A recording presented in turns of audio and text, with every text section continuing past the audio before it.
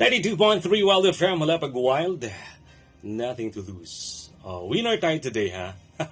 May buntag Metro Davao, may buntag Pilipinas, may buntag buong mundo na nakatutok via streaming. Batiin ko lang, shout out kay Sir PM Gaharo ng Malaysia and his team, dahil Tirawi Sala Training na talagang amomarme last visit na mo dito sa ilang lugar, no?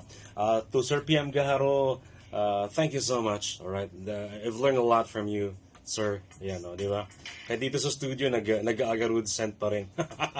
And again to Sir PM Gaharo and his team and family, thanks for the warm welcome and for the nice accommodation sa muhang pag-tour diya sa inyong country. Ayan. See you on November 21 to 29. Ayan. Welcome back to the Philippines, Sir PM Gaharo, one of the masters agarwood industry dito po sa Asia. So abangan po siya, no, sa mga farmers na to dihang looking for another agri-venture. Ayan, pwede jud kaayo, no.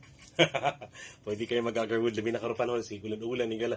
Let's invest in our green economy. Nindot na idugang sa tong mga durian, mga kakao, mga rambutan para mas daghan patag sources of income, no, dili lang sa crop.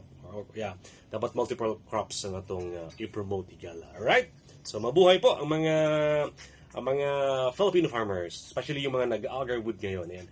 Pwede niyo po akong magiging partner din with the PASI and AgriPrime. And tulong-tulong, di ba? Bayanihan para sa pag-unlad po ng ating bayang Pilipinas.